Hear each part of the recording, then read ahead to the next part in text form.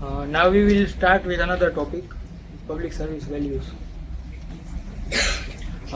बाकी के जो दो टॉपिक है, ये पब्लिक सर्विस वैल्यूज वाला और ये प्रोबिटी वाला। ये जो है this are more like as if it's a topic of paper 2 और पेपर 3।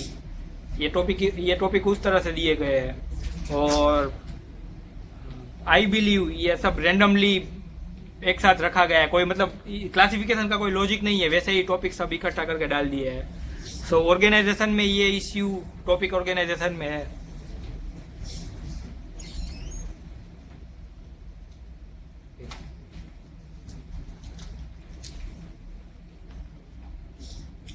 हमने ऑलरेडी 7 वैल्यूज देख ली एआरसी की, foundational values for civil services.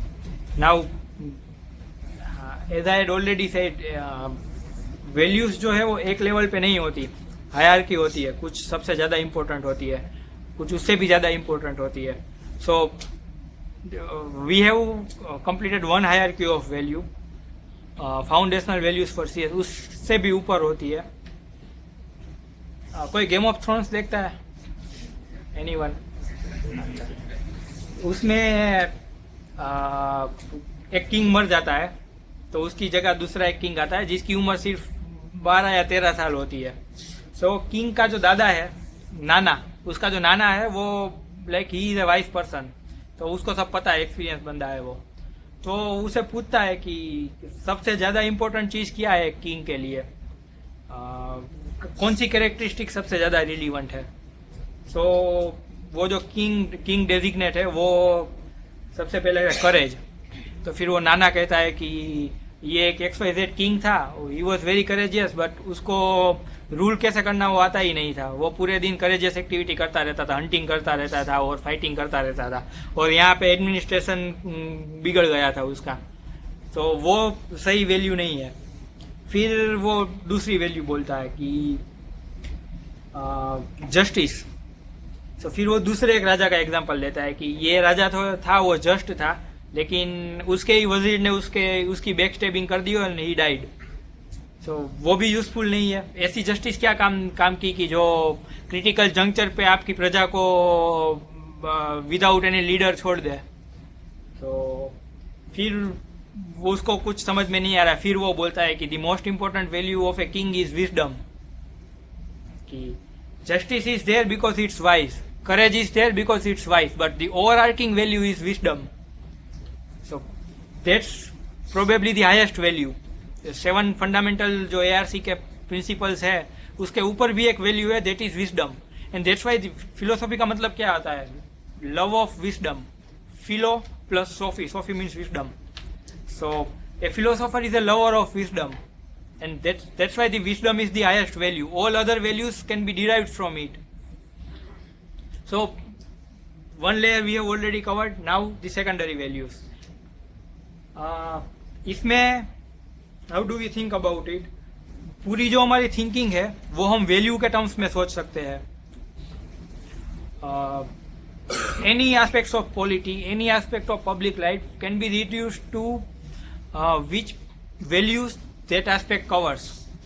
For example, Food Security Act, उसमें कौन सी वैल्यूज इम्पैक्ट होती है उससे? Equity, then physical consolidation, health, ये सब वैल्यूज उससे कवर होती है। सिमिलरली मीडिया, अगर मीडिया के फंक्शन देखें तो freedom of expression, democracy, privacy, ये सभी वैल्यूज उससे इफेक्ट होगी। तो हम अपना पूरा thinking, policy making, execution and all aspects of our public life can be converted into thinking about values. Once we do that, सब aspect में हमें value ही दिखेगी। So their value becomes more important, कि पब्लिक सर्वेंट का citizen के साथ जो interaction है उसमें कौन सी वैल्यूज होनी चाहिए, पब्लिक सर्वेंट का पॉलिटिशियन के साथ जो इंटरेक्शन है उसमें कौन सी वैल्यूज होनी चाहिए, मीडिया कौन सी वैल्यूज प्रोपोगेट करता है, लेजिस्लेचर को कौन सी वैल्यूज देखनी है। सो वैल्यू ओरिएंटेड थिंकिंग पूरा हो जाएगा, तब आपको अगले 2-4 टॉपिक समझ में आएंगे। So public service value universe होता है ना फंडामेंटल वैल्यू सिर्फ 6-7 होगी, but otherwise there will be a whole bunch of values. तो उसका एक पूरा यूनिवर्स होता है, उसका अलग अलग क्लासिफिकेशन होता है, अलग अलग लोगों ने अलग अलग क्लासिफिकेशन किया है उसका। So for I have selected this model because ये एकदम कॉमन सेंसिकल लगता है। कौन सी वैल्यूज आती है, तो पहली वैल्यूज हम ये देखेंगे कि पॉलिटिकल क्लास और एडमिनिस्ट्रेशन के बीच का जो इंटरफेस है उसमें से कौन सी वैल्यूज आएगी। One is accountability, executive is accountable towards political class, ठीक है। सेकंड इज पॉलिटिकल न्यूट्रलिटी, वो दोनों तरफ से वैल्यू आती है। Administration should be neutral and it's the duty of political class to keep administration neutral, right. Then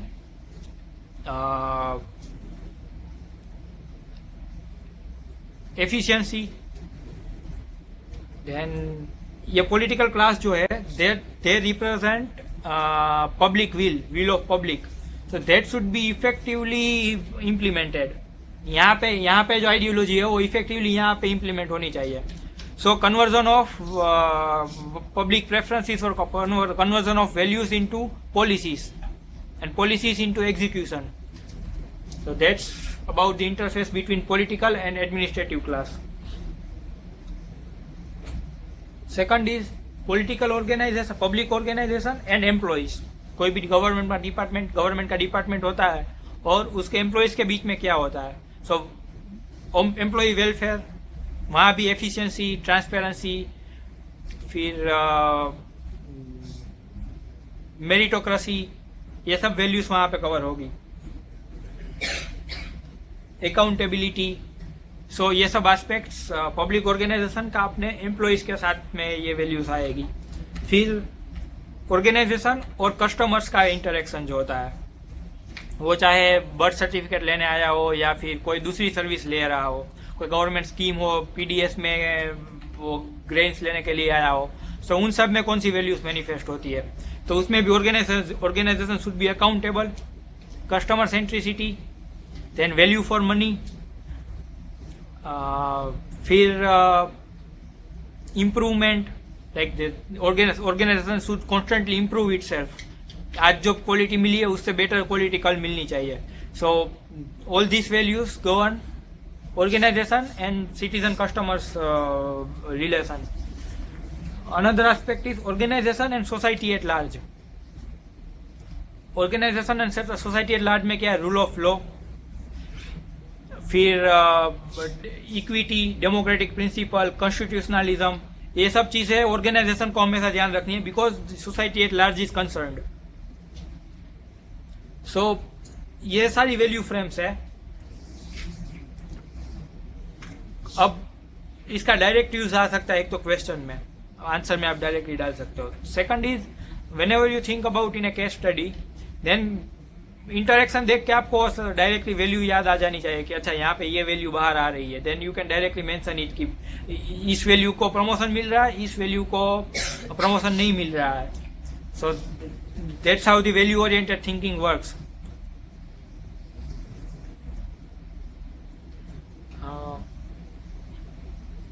क्योंकि multiple values है, एक तो वैल्यू स्टैटिक नहीं होती, ओवर द टाइम चेंज होती है। दूसरा एक टिपिकल मल्टीकल्चरल सोसाइटी में इश्यू ये होता है कि there is plurality of values. अगर एक ही कल्चर है तो वहाँ पे वैल्यू भी एक ही होगी, राइट।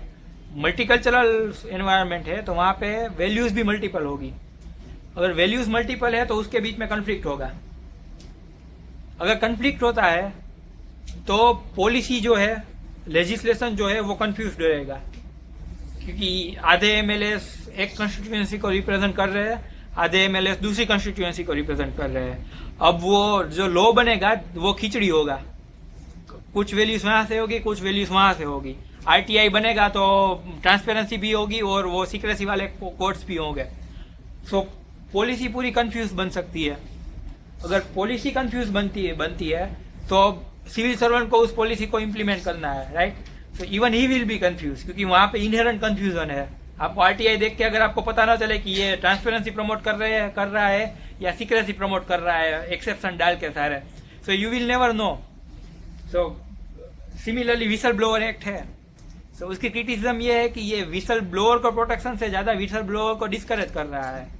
तो दैट्स द वैल्यू कंफ्यूजन। आधे लोग विसल ब्लोइंग की बात करते हैं कि इससे ट्रांसपेरेंसी बढ़ती है, but there is also A reaction from the present bureaucratic class से। इससे तो like their position is endangered. Similarly like religious conversion act, name होता है फ्रीडम ऑफ रिलीजियस एक्ट, उसमें कंटेंट एक्चुअली ये होता है कि कन्वर्जन नहीं करने दिया जाता। So again the value conflict.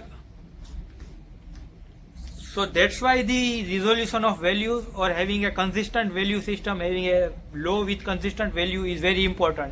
क्योंकि पूरा इम्पैक्ट और ट्रिकल डाउन होगा तो वहाँ से पूरा इम्पैक्ट आएगा बाहर। दूसरा एक multiculturalism is one aspect why value conflicts में occur. Second aspect is evolutionary change. Society जैसे आगे बढ़ती जाती है वैसे चेंजेस आते रहते हैं। सो कौन से चेंजेस आए रिसेंटली? सो लाइक 90s में कई सारे चेंजेस आते हैं। एनवायरमेंटलिज्म, ठीक है, ये क्योटो प्रोटोकॉल ये 90s में आया। दूसरे decentralisation, 73rd and 74th amendment, LPG, then NPM, new public management, that is associated with LPG but वो थिंकिंग भी आ गई। Then biodiversity, then concern for the weaker section, women's commission तब बना, SC/ST कमीशन बाइफरकेट हुआ, वो तब हुआ। Then good governance, that came into picture. So as we see, after independence everything was in one fashion, socialistic pattern से सब चल रहा था 90s तक। फिर 90s के बाद there is a big divide, वो पूरा सिस्टम ही चेंज हो गया है। तो वैल्यू कॉन्फ्लिक्ट होगा क्योंकि पुरानी वैल्यूज अभी आ रही है और अब हमारे पास नई वैल्यूज है। सो उसकी वजह से कॉन्फ्लिक्ट भी होगा और कन्वर्जेंस भी होगा। सो ये सारे चेंजेस हम देख रहे हैं अब ब्यूरोक्रेसी में। Let's call it bureaucratic model and then there is post bureaucratic model. Post bureaucratic is all about good governance and new public management, participation on all that aspects. तो इसमें ऑर्गेनाइजेशन ओरिएंटेड रहता है, इसमें citizen oriented centricity रहती है। ऐसे वो citizen customer होता है, वो अपने टैक्सेशन दे रहा है and you have to provide value for that money. So centricity customer के अराउंड होती है, not about the organisation. Process centred होता है, इसमें आउटकम सेंटर्ड होता है। It doesn't matter how much money you spend, what ultimately matters is outcome क्या आया।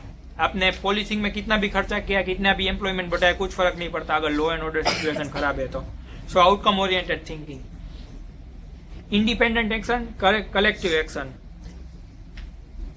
इंडिपेंडेंट एक्शन में क्या है कि ऑर्गेनाइजेशन अपने आप कोई डिसीजन लेती है, स्टेक होल्डर को कंसल्ट नहीं करती। इम्प्लीमेंटेशन में भी उन लोगों का कोई पार्टिसिपेशन होता नहीं, फीडबैक भी उन लोगों के पास से लिया नहीं जाता। तो ऑटोनोमसली डिसीजन चलता रहता है। यहाँ पे ग्राउंड रियलिटी में उन लोगों को क्या चाहिए वो अलग होता है, वो लोग क्या करना चाहते हैं ये अलग होता है। सो that approach has changed. Participatory planning होता है, पार्टिसिपेटरी एग्जीक्यूशन होता है। सो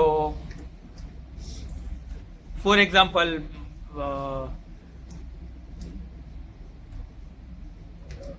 गंगा रिजुविनेशन में जितने भी एफर्ट हुए थे ना, उसकी कॉमन कैरेक्टरिस्टिक ये थी कि इन लोगों ने उन लोगों का पूरा अप्रोच ही मैकेनिस्टिक अप्रोच था कि गंगा को क्लीन करने के लिए क्या करना है, सीवेज ट्रीटमेंट प्लान बनाओ, वाटर ट्रीटमेंट प्लान बनाओ, फिर वहाँ पे क्रीमेशन मत करने दो। This was their attitude. This is a very technocratic solution. अब ग्राउंड रियलिटी वो नहीं थी। ग्राउंड रियलिटी में दूसरी पूरी इकोसिस्टम चल रही थी गंगा के आजू बाजू में। उन लोगों का भी इंटरेस्ट था कि गंगा क्लीन होनी चाहिए, उन लोगों को पार्टिसिपेट नहीं किया। उन लोगों की जो नेसेसिटी है वो उन लोगों को इनकॉर्पोरेट किया नहीं। तो आप देखेंगे कि नमामि गंगे में कई सारी चीजें ऐसी है जो पार्टिसिपेटरी और कलेक्टिव एक्शन पे आधारित है। Centralise decentralise, 73rd 74th amendment, ज्यादा से ज्यादा डिवोल्यूशन हो रहा है और लोअर लेवल पे ज्यादा पावर मिल रहा है और हायर लेवल से डॉक्ट्रिन ऑफ एजेंसिफिकेशन होता है। एजेंसिफिकेशन क्या होता है एक एजेंसिफिकेशन है और दूसरा कॉन्सेप्ट है क्या है, दूसरा कॉन्सेप्ट है एजेंसिफिकेशन एंड अनदर। ओके, उसमें होता ये है कि आपका थिंकिंग रिवर्स हो जाता है। रिवर्स थिंकिंग कैसे होता है कि इस फंक्शन XYZ पावर है, for example the power to hire and fire teacher, right, ये पावर लोअर लेवल से अगर उसको दे दे तो काम हो जाएगा या नहीं होगा, अगर काम हो जाता है तो वो पावर ऊपर देना ही नहीं है।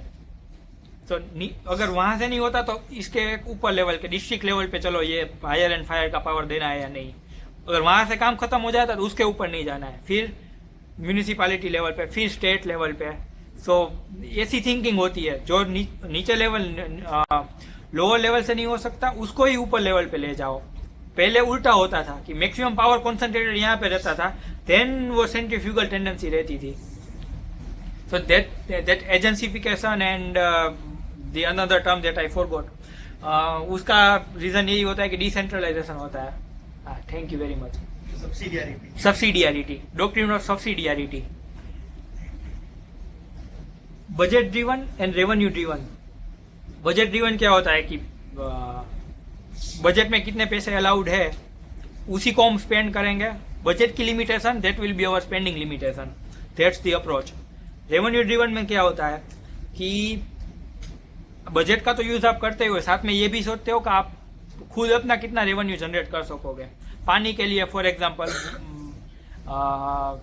2002 वाटर पॉलिसी या 2012 वाटर पॉलिसी है which recognises water as an economic good. उसका मतलब क्या कि लोगों के पास से उसके चार्ज लिए जा सकते हैं और चार्ज लेना चाहिए, तो रेवेन्यू खुद जनरेट कर रहा है। वाटर पॉलिसी जो है उसके रिलेटेड जो भी इंफ्रास्ट्रक्चर है वो अपना खुद का रेवेन्यू जनरेट करेगा। सिमिलरली टोल टैक्स, उसमें भी रोड कंस्ट्रक्शन के लिए वो खुद रेवेन्यू जनरेट कर रहा है। तो बजट ओरिएंटेड थिंकिंग नहीं रही, रेवेन्यू कहाँ से आ रहा है, वो सभी सोर्स से लेना है। मोनोपोलिस्टिक कॉम्पिटिटिव, पहले सिर्फ गवर्नमेंट सर्विस प्रोवाइडर, सिर्फ BSNL था, अब BSNL है, वोडाफोन है, कई सारी कंपनीज है। सो ये सारे चेंजेस आ रहे हैं। कन्वर्जेंस ऑब्वियसली होंगे। एक वैल्यू जो है वो अलग अलग पर्सपेक्टिव में सभी जगह पे इंपॉर्टेंट रहती है। For example transparency is there within the organisation when organization is dealing with the citizen customer, when organization is dealing with the political class, when political class is dealing with the society, ये सभी जगह पे transparency की value रहती है। सो convergence कई जगह पे होता है। फॉर एग्जांपल यहाँ पे पुरानी मेंटालिटी क्या थी कि प्राइवेट जो है प्रॉफिट करता है, now value system has change, private में भी CSR होगा।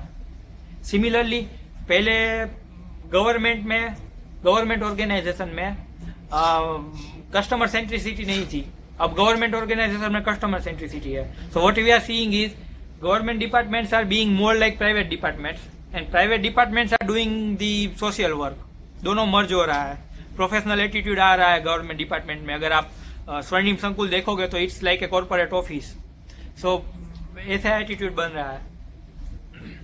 Similarly all other many values coincide. Transparency is one thing, then think it yourself. conflicts भी अभी होंगे क्योंकि पुराना स्ट्रक्चर अभी चेंज नहीं है और नया स्ट्रक्चर आ गया है। तो ऐसे कई सारे कन्फ्लिक्ट्स है that a civil servant has to deal with. Accountability to whom? पुरानी सिस्टम में अकाउंटेबिलिटी टावर्ड्स पॉलिटिकल मास्टर थी, सिर्फ उसी के प्रति। Now the accountability is towards diverse spectrum, सभी स्टेक होल्डर के प्रति अकाउंटेबिलिटी है, सिटीजन कस्टमर के प्रति भी है, जुडिशियरी के प्रति भी है, मीडिया के प्रति भी है, फॉर टावर्ड्स एवरीवन। सो अब किसको अकाउंटेबल रहना चाहिए? Suppose your political boss tells you something and the demands of a citizen is something else, then what will you do? That's the conflict. Privacy and openness, ये value भी आ गई है क्योंकि ट्रांसपेरेंसी का कल्चर चल रहा है, RTI and apart from that ICT का स्प्रेड हो रहा है, तो transparency is naturally increasing, so तो प्राइवेसी कंसर्न भी आ रहा है। HR versus security, human rights and security, security concerns आ रहे हैं, नक्सलिज्म, टेररिज्म, ट्रैफिकिंग, ये सभी इश्यूज आ रहे हैं ऑलरेडी, इंसर्जेंसी, ये अलग अलग एस्पेक्ट्स बाहर आ रहे हैं, और साथ में ह्यूमन राइट्स भी मेंटेन करना है. So that's the conflict. Efficiency and employee welfare, equality and liberty, justice versus mercy. These are like self-explanatory, so I am not going through it. Individualism, communitarianism, RTI versus Official Secrets Act. RTI जब Official Secrets Act पुराना है, I think वो अंग्रेजों के जमाने से है शायद.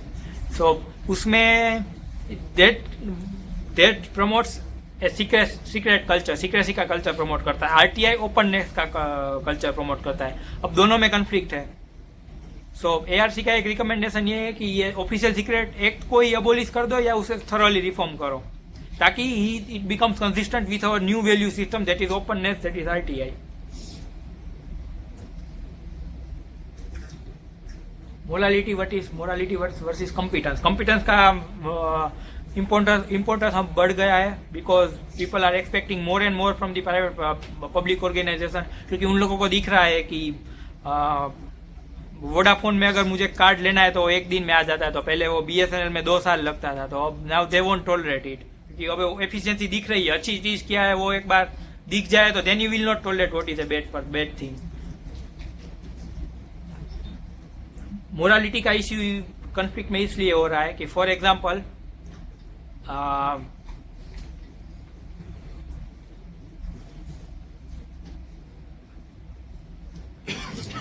कई सारी प्रोसीजर्स है उसे शॉर्टन कर देनी होती है.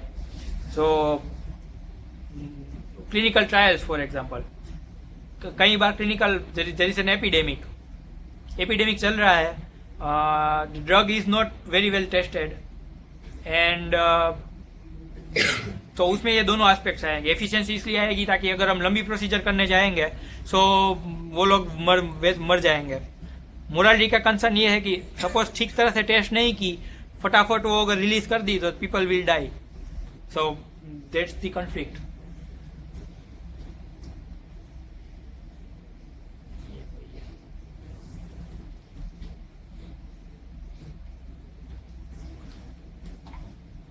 तो ऐसे कई सारे कॉन्फ्लिक्ट्स होते हैं जिसको रिजोल्व करने होते हैं. उसको रिजोल्व कैसे कर सकते हैं कि कोई हायर लेवल की वैल्यू ढूंढ लो, और वो वैल्यू किसको सपोर्ट करती है. Official secrets and for example RTI, इन दोनों के बीच में कॉन्फ्लिक्ट है. हायर वैल्यू क्या है? हायर वैल्यू है ओपननेस. गुड गवर्नेंस का एक कॉन्सेप्ट है openness, right. So that supports RTI, not official secrets act. तो ऑफिशियल सीक्रेट्स एक्ट निकल गया. तो that's how you can resolve value conflicts. Dilemma क्या होता है? वो हर वैल्यू कॉन्फ्लिक्ट डायलेमा नहीं होता है. डायलेमा यूनिक चीजों में आता है, उसके लिए कुछ प्री कंडीशंस होती है. मल्टीपल मोरल चॉइसेस, कई सारे अल्टरनेटिव होते हैं, उनमें से आपको एक सिलेक्ट करना होता है. सिलेक्ट करना ही होता है. Choice is necessary. ऐसा नहीं कि आप डिसीजन नहीं लोगे तो काम चलेगा. एंड ये जो अल्टरनेटिव्स है वो सभी इक्वल है, मोरलेस इक्वल है. कि it's not about like ओपेकनेस and transparency, it's not about corruption and honesty. इस सभी में क्लियर चीजें होती है. सो तब जो सिलेक्ट करना होता है that is your dilemma. Classic example is HR and security, like human rights और सिक्योरिटी. आर्मी के ऑपरेशन हो रहे हैं नक्सलाइट एरिया में, तो then there is a very concern about human rights and there is also a concern about security. AFSPA में ये debate सीधी आपस्पा में बाहर आ जाएगी. So that's the dilemma. Now how to resolve a dilemma. शायद सभी डायलेमा रिजोल्व ना हो सके, ऐसा नहीं कि सब डायलेमा रिजोल्व हो ही जाएंगे, बट मेथड कौन सी हम अडॉप्ट कर सकते हैं. एक तो डायलेमा को अवॉइड कर दो. सेम काम या सेम पर्पस अगर किसी दूसरे रास्ते से हम निकाल सकते हैं, देयर नो डायलेमा ही बाईपास हो जाएगा. गांधीजी तलिस्मा क्या होता है? व्हेनेवर यू आर कंफ्यूज्ड, वो कई सारी टेक्स्ट बुक में आप देखोगे वो छपा हुआ होता है. Whenever you are confused, think of what your action will do to a life of the most backward person. सबसे पिछला वर्ग जो है उसके जीवन में आपके एक्शन से क्या फर्क पड़ेगा वो आप सोचो। अगर उसके लिए फायदा हो रहा है देन गो फॉर इट, उसका फायदा नहीं हो रहा है then don't go for it. That's the way to solve the dilemma. Foundational values as I said, अगर फाउंडेशनल वैल्यू से आप लिंक कर सकते हो देन वो क्लियर सुपीरियरिटी आ जाएगा कि दोनों में से कौन से एक्शन आपको अडॉप्ट करना है। कंसायंस, कंसायंस के बारे में हम आगे पढ़ेंगे। कंसायंस में क्या होता है कि आप आत्मा का आवाज अंदर से आपको क्या लग रहा है वो करो, वो हर बार सही नहीं होता। Conscience often leads you in the wrong way. सो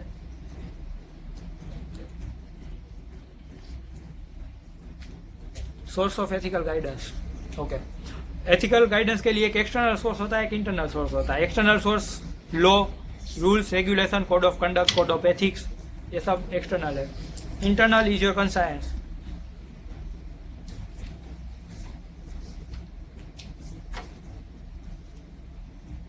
पहले लॉ की एक्सटर्नल एस्पेक्ट की बात करते हैं। लॉ की कैरेक्टरिस्टिक क्या होती है, लॉ कहाँ पे होना चाहिए।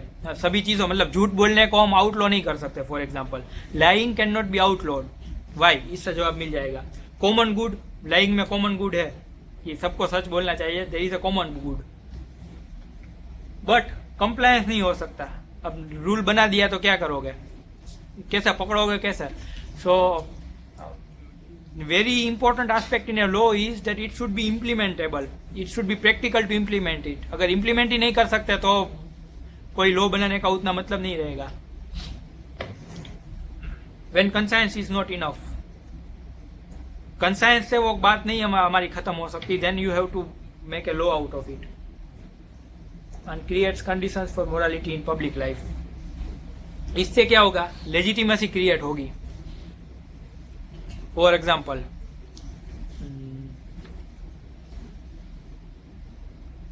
सपोज गुजरात में दारूबंदी है, वाइड स्प्रेड उसका यूज हो रहा है, फिर भी दारूबंदी है तो रखनी चाहिए क्या नहीं रखनी चाहिए। तो ये एस्पेक्ट वहां पे पॉजिटिव होगा। क्यों, क्योंकि एटलीस्ट ये इलेजिटिमेट तो बना रहा है। अगर कोई लॉ वायोलेट हो रहा है देन दैट बिकम्स इलेजिटिमेट। वो शायद ऐसा हो कि पीने वाले को रोके नहीं, लेकिन जिसको नहीं पीना है उसको तो प्रमोट नहीं करेगा अगर इलीगल कर दे तो। अगर लीगल कर दे तो उसका उल्टा होगा, it will provide a legitimacy. फिर हमें लगेगा कि नहीं ये तो कर सकते हैं, this is a good thing, उसमें क्या problem, it's a legal thing. So वहां पे ये लोगों के एटीट्यूड पे असर पड़ता है उसका।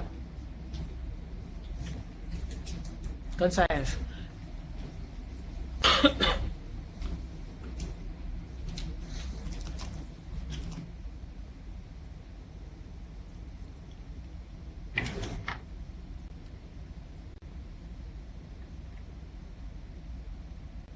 कंसायंस क्या है, एक मोरल थिंकिंग होती है जिसमें आप कॉन्शियसली सब सोचते हो। कोई एक्शन है उसके पीछे आप उसके कॉजेस सोचोगे, उसके पीछे भी कॉजेस होंगे, तो एक कॉजेस की पूरी चेन बनेगी, आप सब सोचोगे और that will ultimately lead you to your foundational principles, जहाँ से आप वो मोरल एक्शन की लेजिटिमेसी डिराइव करते हो। For example killing is good और not, then you will go back to utilitarianism. Then from utilitarianism you will derive the fact that killing is a bad thing, but there is an alternative way। कंसायंस से भी हो सकता है, आपको अंदर से ही आवाज आती है नहीं ये सही है ये गलत है, आत्मा की आवाज, उसमें आप कुछ सोचते नहीं हो, अंदर से ही आपको लगता है कि ये नहीं करना है या ये करना है। That's your कंसायंस। कंसायंस में कभी आपको रीजन नहीं पता होगा क्योंकि दैट्स अनकॉन्शियस। अगर आप कॉन्शियसली ढूंढना चाहो then you might be able to find the causes, but immediately you do not know the cause।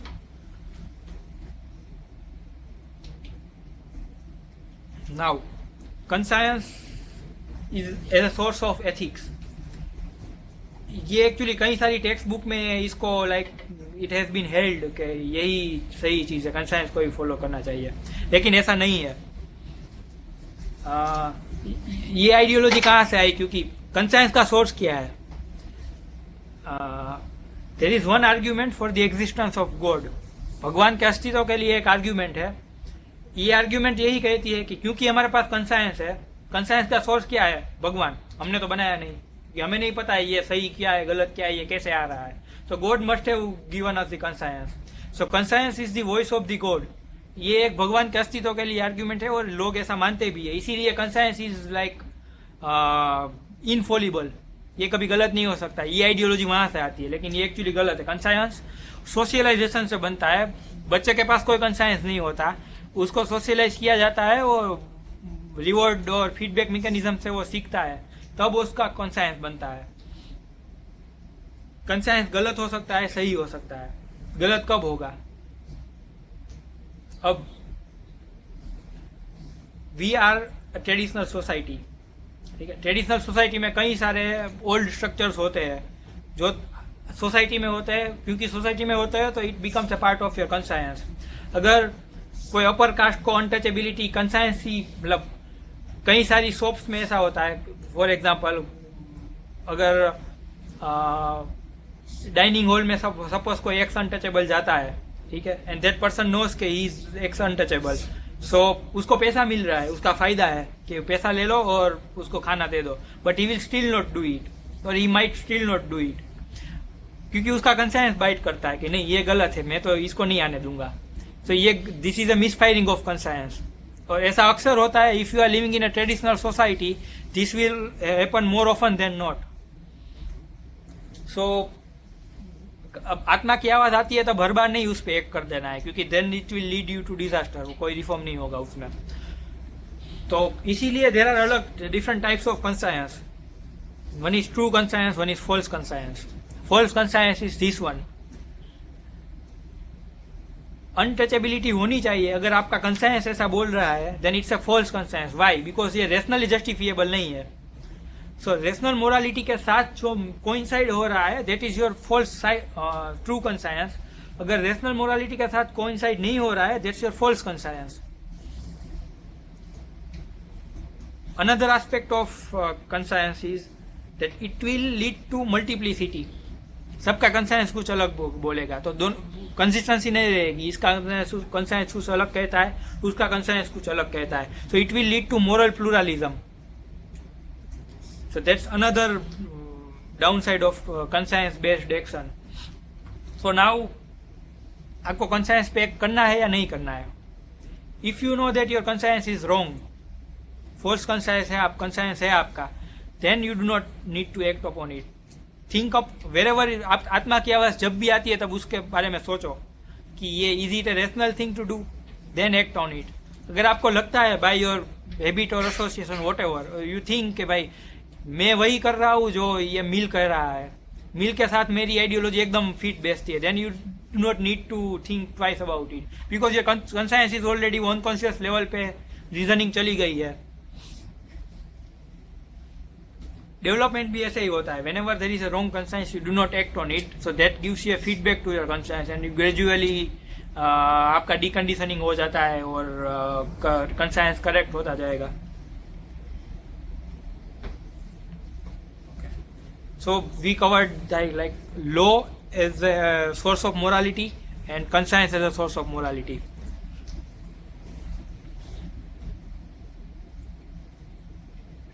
Accountability.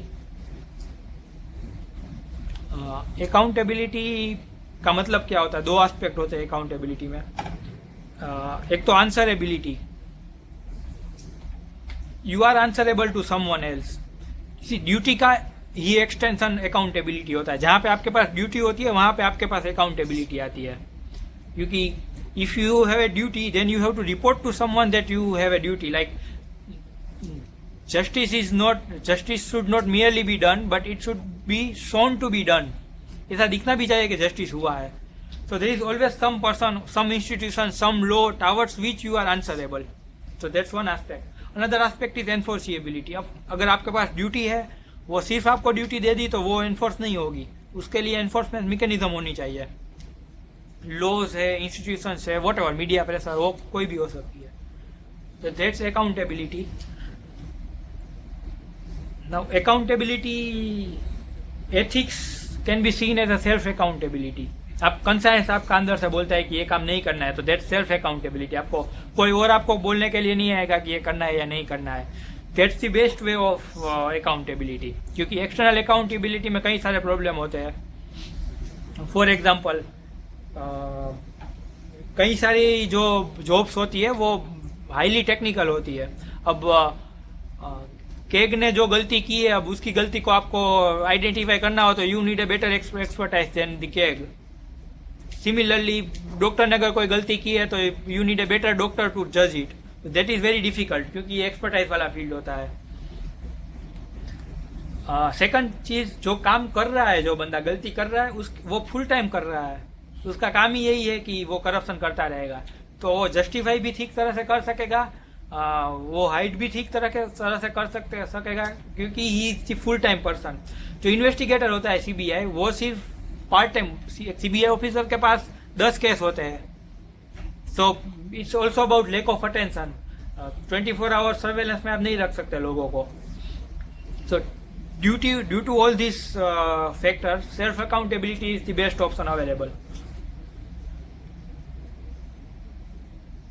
If not self accountability, then what? Then there are two classification of accountability, vertical and horizontal. Vertical का मतलब क्या होता है? जो government के बाहर जो accountability mechanism है, that is not a part of government. Election, RTI, citizen charter, civil society organisations, ये सब क्या है? This are vertical accountability mechanisms.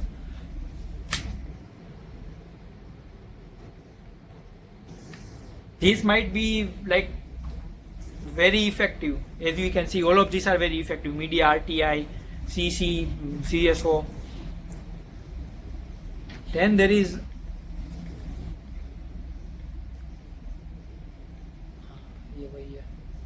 okay. Vertical हो गया। Horizontal accountability.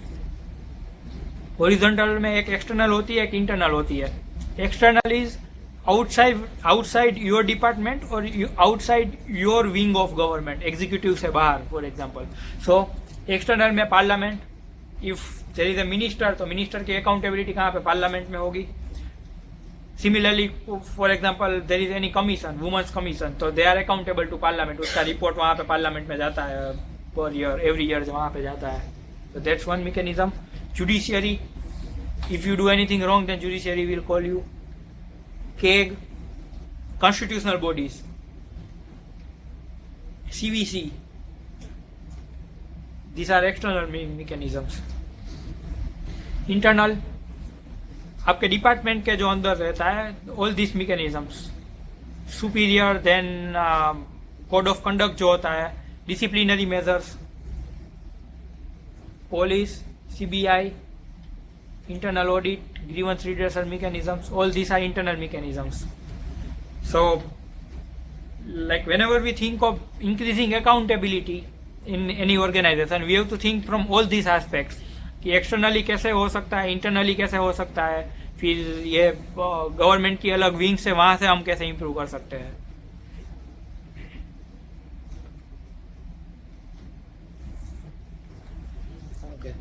एथिकल गवर्नेंस को स्ट्रेंथन कैसे करना है?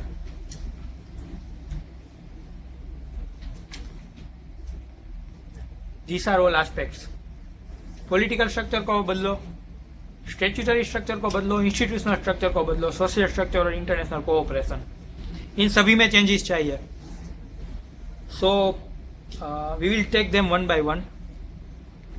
Political structure, as I said, this is more related to paper 2 than paper 4, but यही सिलेबस है। 3M, money, media, muscle. Money power means like funding, source of funding, वहीं से corruption start होता है। पॉलिटिशियंस को फंडिंग चाहिए, funding के लिए उसको बिजनेस क्लास के पास जाना पड़ेगा। अगर बिजनेस क्लास के पास जाते हैं तो there will be a quid pro quo, ये लोग उसको मदद करेंगे तो उन लोगों को पे ही प्रेशर रहता है। So that's one source of unethical conduct. Then there is muscle power. जो ऑनेस्ट कैंडिडेट है उसको ये लोग रहने नहीं देंगे। वुमन पार्टिसिपेशन होगा नहीं अगर क्रिमिनलाइजेशन होगा तो। इफेक्टिव डेमोक्रेसी बनेगी, रूल ऑफ लॉ नहीं होगा। Media is very important for freedom of expression, क्योंकि नॉलेज हो तभी हमारा ओपिनियन मैटर करता है। अब मीडिया ही कॉम्प्रोमाइज हो जाए, वहाँ पे ही डिजेनरेशन हो जाए, सो दैट्स ट्रबलसम। सो ये तीनों एस्पेक्ट करेक्ट करने हैं अगर पॉलिटिकल एस्पेक्ट को ठीक करना है तो। स्टैट्यूटरी स्ट्रक्चर स्टैट्यूटरी स्ट्रक्चर में एआरसी के रिकमेंडेशन है कई सारे। Prevention of corruption act, PCA, prevention of corruption act, उसमें अभी के एक्ट में प्रॉब्लम कौन कौन सी है? एक तो 2 प्रकार के करप्शन होते हैं, collusive corruption and coercive corruption. Coercive corruption क्या होता है? जिसमें सर्विस बेनिफिशियरी के पास कोई चॉइस नहीं होती, अगर उसके पास पैसे मांगे जाते हैं देन उसको देने ही होते हैं, राइट? That's coercive corruption. ये कहाँ पे होता है? For example birth certificate, then income certificate, birth certificate, then admission into hospital, all this aspect, जहाँ पे वो उसके पास कोई अल्टरनेटिव ही नहीं होता, FIR registration, all this. Coercive corruption, sorry collusive corruption कहाँ पे होता है? जब ऐसी कोई ज़रूरियात नहीं होती कि करप्शन आपको करना ही पड़ेगा, लेकिन करप्शन ब्राइब जो देता है वो he wants a special favour for himself. For example land allocation, so land allocation के लिए ही वुड पे दी मनी ताकि वो फार्मिंग लैंड है वो नॉन फार्मिंग लैंड में कन्वर्ट हो जाए, या फिर कोई प्रोजेक्ट अप्रूवल हो, अगर वो पाइपलाइन में हो तो उसको लगता है कि मैं पैसे दे दूंगा तो लुब्रिकेशन आ जाएगा, तो दे यूज करप्शन एज लुब्रिकेंट। तो ये कोल्यूसिव ब्राइबरी है। सो ये दोनों ब्राइबरी को डिस्टिंग्विश करना बहुत ज़रूरी है, क्योंकि कोअर्सिव ब्राइबरी में ब्राइब गिवर की रिस्पॉन्सिबिलिटी उतनी नहीं बनती। Bribe taker is more responsible than the bribe giver. Why? One, bribe giver के पास कोई ऑप्शन नहीं होता। नंबर 2, छोटी ब्राइब अगर किसने दी है, वो उसने कंपल्सरीली दी है, सपोज उसने ब्राइब दे दी, तो उसके बाद we can use that person as an evidence against that bribe taker. उसको हम कोर्ट में ले जा सकते हो and he might testify against the bribe taker. Third, इसमें ब्राइब गिवर जो होता है that is generally poor people और द मिडिल क्लास और लोअर मिडिल क्लास पीपल। तो अब उसको इन तीनों रीजन की वजह से ब्राइब गिवर को पनिशमेंट नहीं देनी चाहिए, because that will not reduce the corruption. Bribe taker को ही देनी चाहिए। सो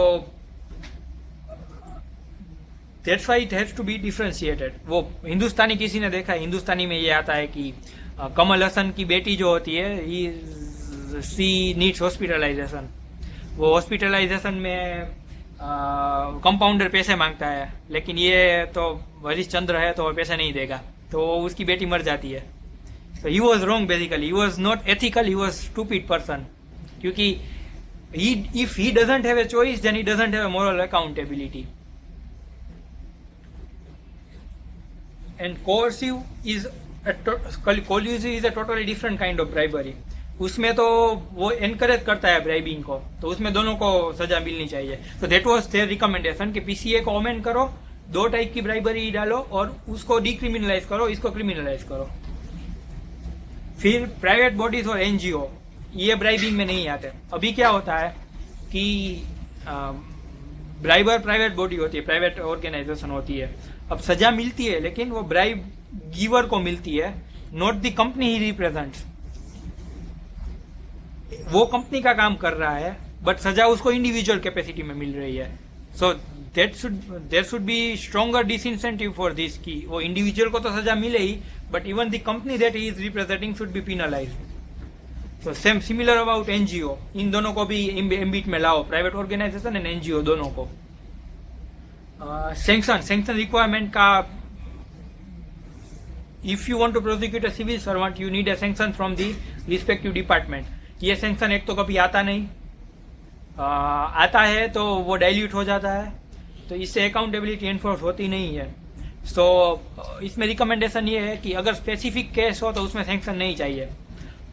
स्पेसिफिक केस कौन से हो सकते हैं? डिसप्रोपोर्शनेट असेट, इसमें कोई डाउट नहीं होता कि सिविल सर्वेंट के प्रोटेक्शन का पर्पस ये होता है कि ऑनेस्ट सिविल सर्वेंट को प्रोटेक्ट किया जाए। अगर उसने कोई डिसीजन लिया है, कोई वेस्टेड इंटरेस्ट आके अगर एफआईआर रजिस्टर करवा रहा है तो he will be ruined.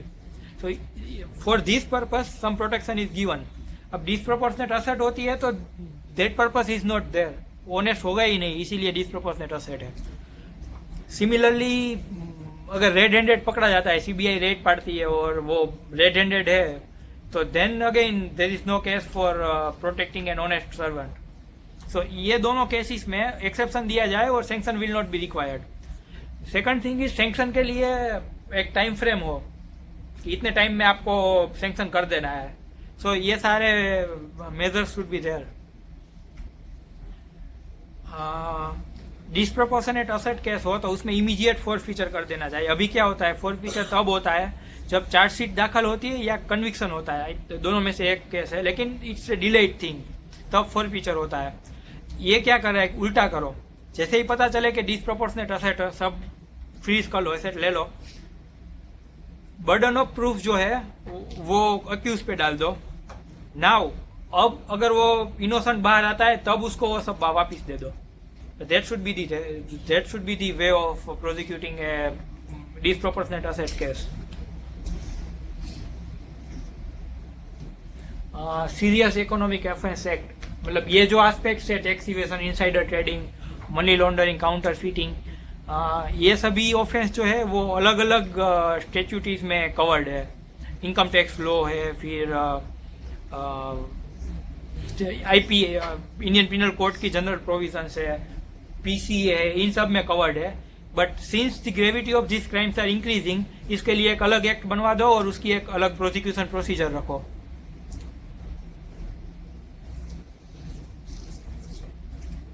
Integrity pacts में जब गवर्नमेंट ऑर्गेनाइजेशन कोई प्राइवेट पार्टी के साथ कॉन्ट्रैक्ट में आती है तब इंटीग्रिटी पैक्ट किया जाता है। उसमें ऐसा एक्सप्लिसिटली कहा जाता है कि if there will be any suspicion of wrong doing और करप्शन, the contract will be terminated, automatically terminated. तो फिर लिटिगेशन और वो सब चांसेस कम हो जाएंगे। That's integrity pact. Rational regulation, over regulation से क्राइम, इंस्पेक्टर आज is a classic example. Over regulation जब करते आपकी कैपेसिटी नहीं हो and you are trying to regulate it, then it will breed corruption. So regulation rational होना चाहिए, जितनी चीजें रेगुलेट कर सकते हो वही रेगुलेट करो, बाकी की चीजें छोड़ दो।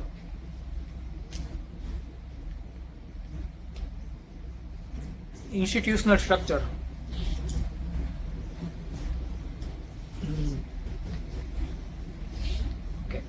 एथिक्स मैनेजमेंट सिस्टम है। डेवलप्ड कंट्रीज में कई सारी जगह पे एक पूरा एक्ट ही होता है एथिक्स मैनेजमेंट के लिए।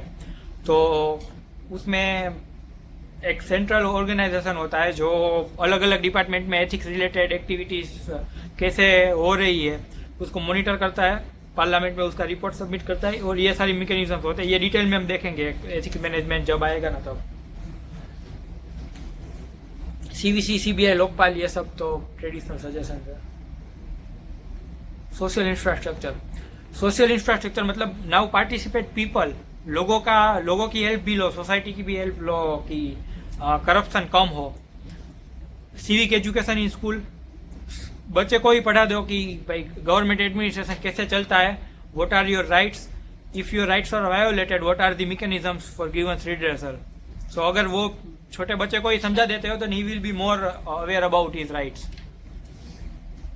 Reward scheme, false claims act क्या होता है कि अगर आपको लगता है कि there is some wrongdoing in some organisation, so you gather your evidence, आप एविडेंस इकट्ठा करें, कोर्ट में उसके सामने लिटिगेशन करें, उसमें से कोर्ट जो है वो पेनल्टी इम्पोज करेगा वो कंपनी पे। सपोज वो केस प्रूव हो जाता है कंपनी या डिपार्टमेंट पे, तो उसमें से जो पैसे मिलते हैं उसमें से there will be some portion for this litigant. So क्या होता है कि इंसेंटिवाइज होता है करप्शन को अनअर्थ करना। ये रेनबेक्सी जो केस था, that is the example of false claims act. उसमें ही वाज एन एम्प्लॉई, उसमें क्या किया कि कुछ इरेगुलरिटी चल रही थी अकाउंटिंग में, he came to know about it, so he alerted the higher authority within the company but they didn't respond. So इसने क्या किया, he went to the court with this False claims Act, he submitted all the document, that company was penalized, and the issue was about I think 300 to 400 million rupees. So he become a millionaire overnight. When he won the case, he is now a millionaire. So ऐसे incentive मिलता है. Government का काम हो गया है कि वो करप्शन अनर्थ हुआ, इसका काम हो गया है कि वो he become a rich person. Social audit that we are already doing.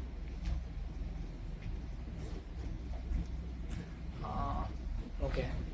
This is the next topic that we will be covering in the next session. So we can call it a day here.